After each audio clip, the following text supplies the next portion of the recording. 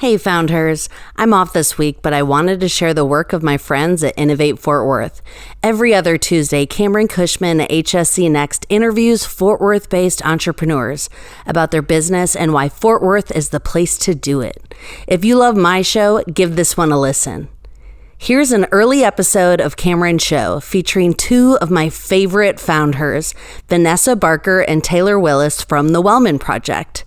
You'll learn all about their initiative to upcycle landfill-bound waste for classroom use. Enjoy! We have a core value of strategic flexibility, and it stems from the fact that we never know what we're going to get. We never know what's going to be donated, and we never know what teacher's going to walk in and go, we're building a legit rocket ship that we want to send to space. We don't know. And so our staff, our Wellies is what we call ourselves, we kind of pivot easily, and we just go.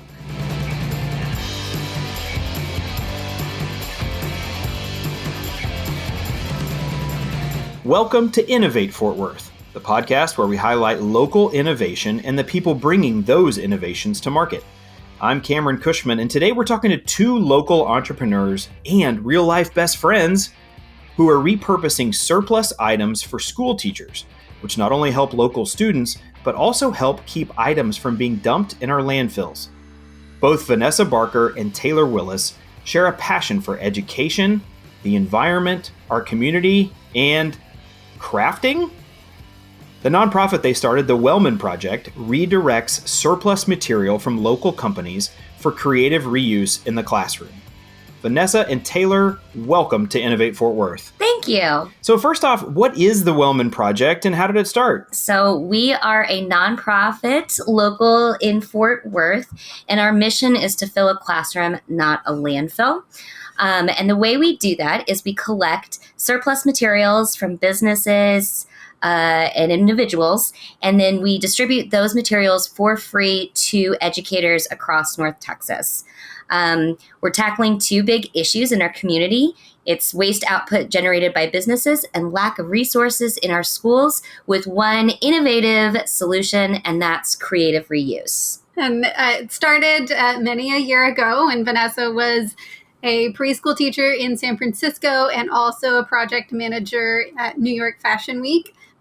So there's so much that gets thrown out after these shows that she would have loved to have in her preschool classroom across the country. So she has started carting those things around to schools, finding homes for those awesome leftover materials.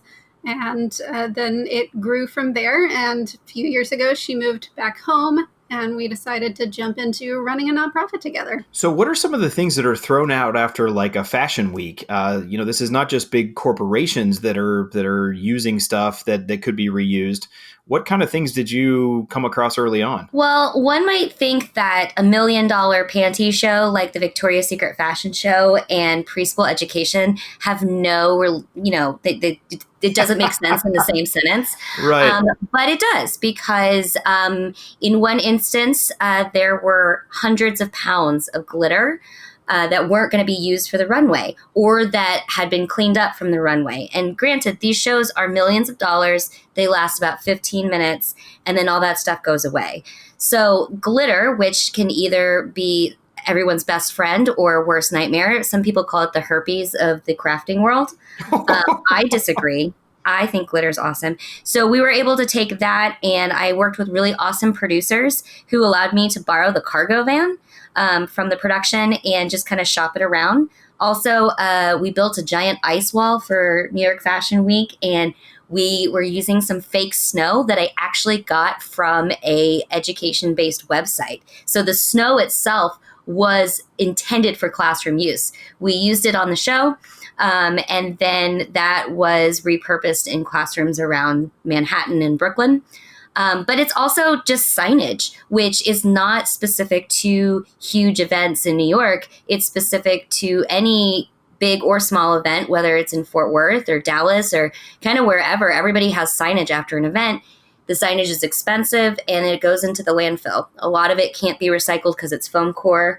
And so we've been able to hand those out to schools for repurposing in the art room or banners for the hallways, but also office supplies. I mean, really any and everything from an event, a fashion show can be repurposed. There were shoes that the models used that weren't being passed on. So those shoes got donated to a special education school, and they turned those shoes into this massive, awesome sculpture, which was really crazy. Wow. Very cool. So I get the inspiration for it, but what does that look like locally? How did you guys take that concept and begin to implement it here in Fort Worth? It's been remarkably easy. Everybody has stuff that they don't need anymore, and everybody hates to throw things away. It feels bad. So it's been really easy right from the start. We've been really inundated with donations from companies and individuals, and it's really just been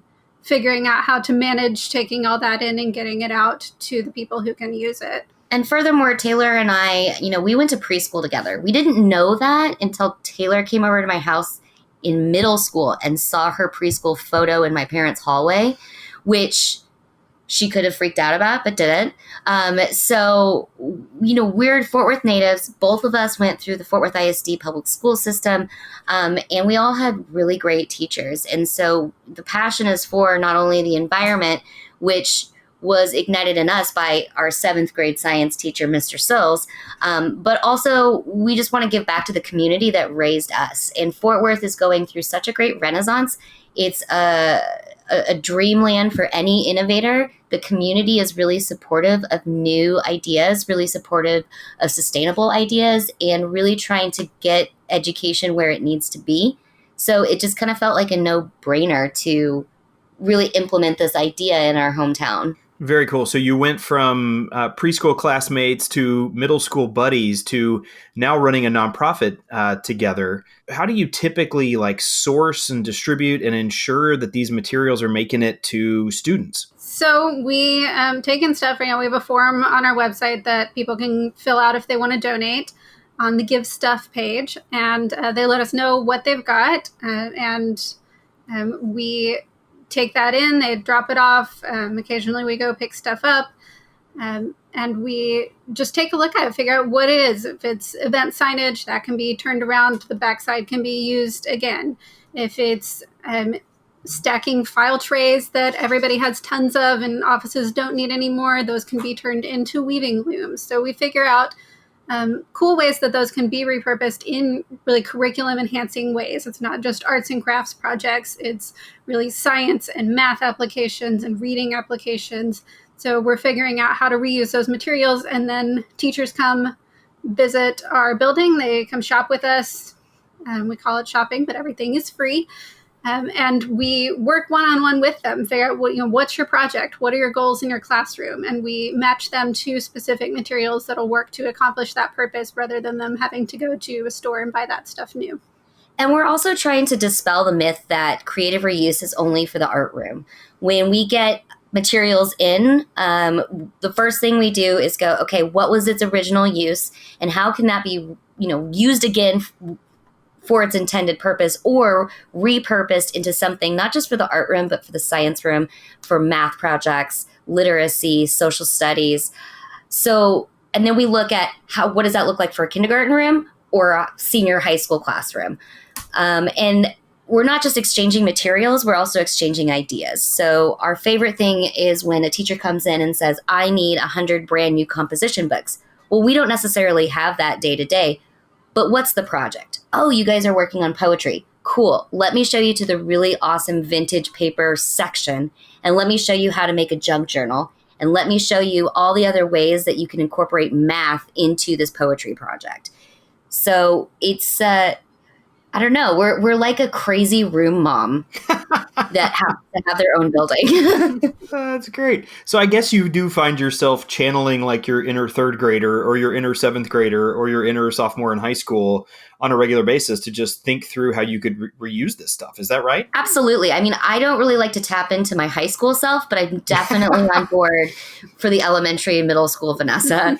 the cool thing about creative reuse is that it really taps into those skills that kids really need and aren't necessarily getting in the day-to-day classroom, reading their books, doing their worksheets, stuff, that hands-on learning that really builds that problem solving and that creativity that really lends itself to real-life work skills. And letting the teachers be creative too. If all the materials are free and we say, hey, try this out, there's no risk because it was free. They're not stretching their dollars like they usually do. They can be creative. They can play. They can see what works. And do you guys serve teachers just in Fort Worth ISD, or do you serve teachers all throughout the Metroplex? All over. We've had teachers from 70 different school districts in the area come visit us. Teachers will drive from a couple hours away because there's nothing else out there like this where they can get those materials.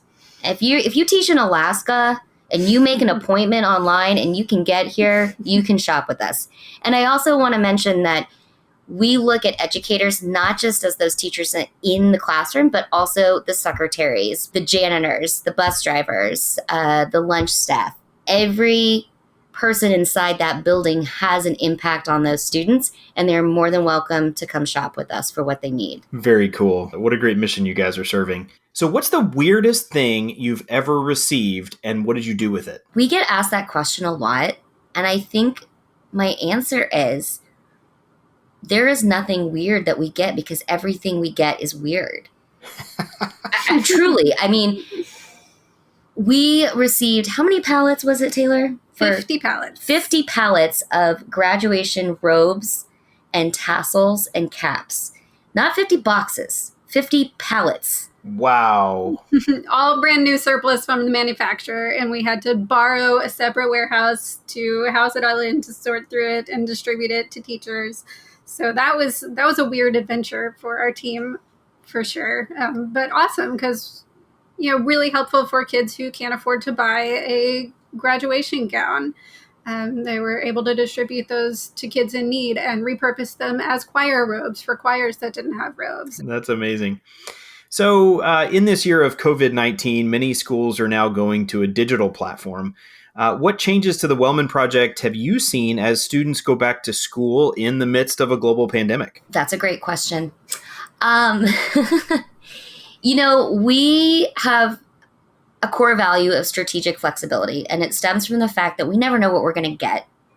We never know what's going to be donated, and we never know what teacher's going to walk in and go, we're building a legit rocket ship that we want to send to space. We don't know. And so our staff, our Wellies is what we call ourselves, we kind of pivot easily, and we just go. We've noticed that with virtual, it's a lot about what the kids have at home. And especially in Fort Worth ISD, it's a shocking percentage of students that are economically disadvantaged. They're on free or reduced lunch. Fort Worth ISD is primarily Title I schools. So it was a really interesting moment for us to work with the teachers, figuring out projects, how to complete their lessons, how to reach those students with hands-on learning that they could do at home. So thinking about what each student, no matter what their situation was economically, had that they could access and feel good about it and continue that learning. I will say that we have opened our HQ to by appointment only so that we can keep our teachers safe and our staff safe. So instead of having 30 teachers shopping at a time, we now have 2 shopping at a time, and they make appointments online. Got it. And have those changes and the coronavirus, has that led to any interesting projects that have come up for you guys as you look to the next school year? What we've really been doing in the past few months since school closed down is putting together kits so that kids have everything they need to do a lesson at home. So distributing kits directly to students and then working with teachers to figure out their specific lesson that they need to do and putting together a kit that meets all of those needs so the kid has all of the materials available to them to get those hands-on experiences even though they're at home. They're not just staring at a screen. How did the Welman Project get its name? Do you want to take a guess? I know a little bit. It had something to do with Vanessa. Was it your family that Yes. was kind of repurposed Yes. or No, something like that? Okay, all right, good. I liked throwing a question at you. So no, it was it is the name of my biological mother, and I guess my biological family on the mother's side. And I thought it would be really cool to honor that spirit of repurpose and giving something or someone another chance, a better home. So that spirit, that selflessness lives on in the work that we do. If her name was, I don't know, Shufflefuss, I don't know if it would have really made as much of an impact. But Welman just sounds awesome. Be well, man. So that's kind of where the name came from. And I hope she finds out about us one day. So tell me about your experience with KERNEL, the United Way's social enterprise pitch competition a few years ago. What was that like, and how did that help you and the Welman Project? It was such a joy. We just had the best time being involved with that. It was such a community experience. It's a competition, but it never felt like a competition. We were getting to know these other amazing organizations in town, getting to spend time with them. It's really what we love about the Fort Worth nonprofit scene, is that it doesn't feel like a competition. It feels like we're all just working together to make the city better. And so that was just awesome. And the KERNEL experience really kind of launched, I think, us feeling like entrepreneurs. We were just running our little nonprofit and hadn't really thought of ourselves as business people, certainly not as entrepreneurs. And so that really made us look at ourselves differently and how we were running our business differently. We got invited to be in the Rising Tide Initiative accelerator through that, and got some awesome mentors and really got to look at our long-term plan and figure out where we wanted to go. And so that was a really incredible launching point for us. And I think that it not only maybe legitimized the idea, the organization in the community, but it legitimized it to us. Mm-hmm. I still struggle with going, oh, I'm Vanessa, I'm an innovator, I'm an entrepreneur. Because I look at it as, I take really cool stuff and give it away for free. I mean, that's crazy.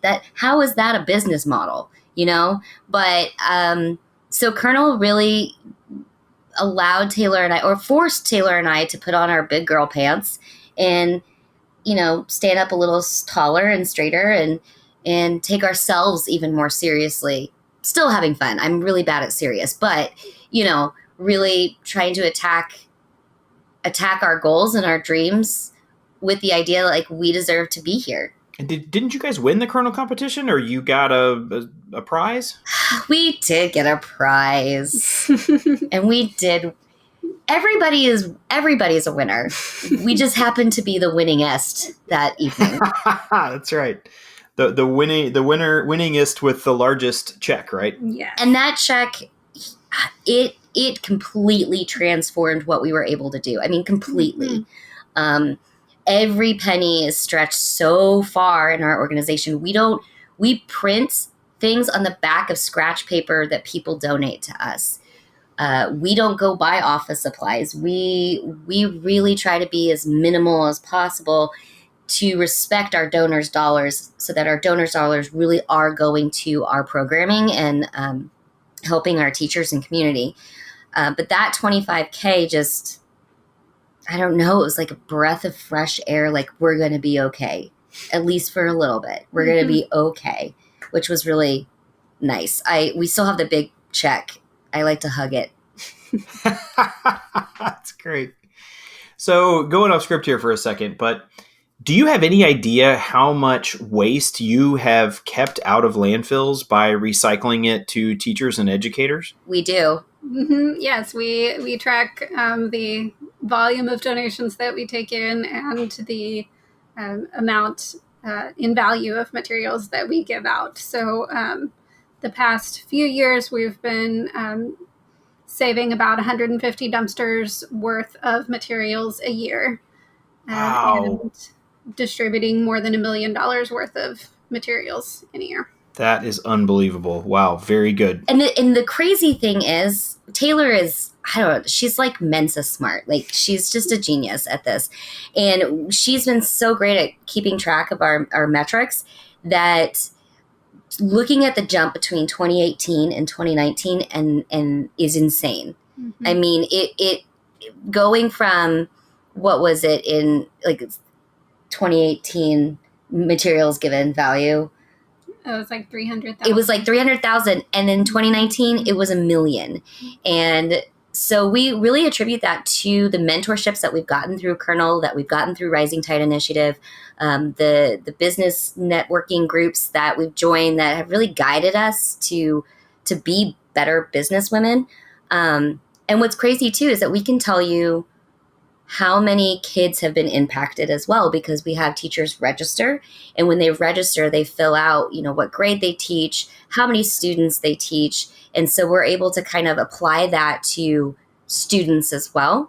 And we can also tell you, if you give us any teacher that's shopped here, we can tell you exactly how many pencils they've ever taken. Our analytics are like so nerdy. And I'm like, that's not my wheelhouse. I'm the one that usually has glue and glitter all over myself, but that's why starting a nonprofit with your best friend, who is completely opposite from you, is the best idea ever. That's great. So very cool. So let's say someone's listening to this podcast and they want to get involved with the Welman Project. What would be the way that someone can get involved and help further the mission? Well, we have really big plans for the rest of the year that we really need the community's help with. We have outgrown our space and we have a lot more that we want to do. So we are looking to move into a bigger, better space, one that has air conditioning because it is really hot in here right now. And also one that we can welcome the whole community. We want to keep doing exactly what we're doing, serving educators, but we want to be able to serve more educators, and we want to be able to serve them better, offering them professional development workshops, offering them an ultimate teacher's lounge where they can come hang out, socialize with each other, share ideas across schools, just have that supportive community space. And then we want to invite the community in and have a retail space where the public can come and shop for cool creative reuse materials, get excited about using surplus materials, take workshops in creative reuse and fix-it clinics and things where everybody can learn how to be more eco-friendly and have a lot more fun. We want to have a tool library and maker space, a dad's garage where people can come in and borrow tools and spread out and do awesome projects. And so that's what we're looking to expand to do. So we're raising money to be able to do that. Well, you're definitely not lacking on vision. Thanks for sharing. That's really great. So Vanessa and Taylor, who are your favorite innovators in Fort Worth? Well, we're going to have to copy Cheryl and have a whole list because we can't pick favorites. Kathleen Calabro at Amphibian Stage Productions has been so inspirational in this COVID time, especially in being innovative in how to stay connected to their audience. They did this awesome audio-only show that you could sit in your living room and listen to in the dark as a way to keep producing art during this time. They've been distributing masks and cookies and just really keeping that connection going in a really inspiring way. Next up would be Courtney Gumbleton. She is co-owner of Locavore, which is not only a cool smaller event venue, but also a commercial kitchen space for foodie entrepreneurs who, need that commercial space to mass produce, their Jell-O or their jelly or their scones or their any kind of food, basically. But then they are able to rent that space instead of having to install their own commercial kitchen. So I think that's really cool. And we adore the Howards that own Leaves Book and Tea Shop.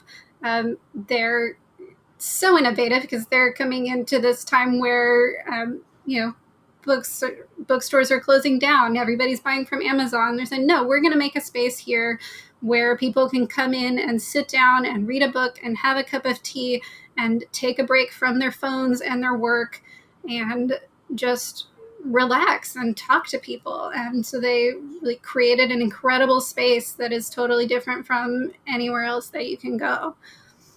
I think and with that note, like sometimes being the innovator is actually going old school. Mm-hmm. And I think that's what they did is really, really cool. Yeah.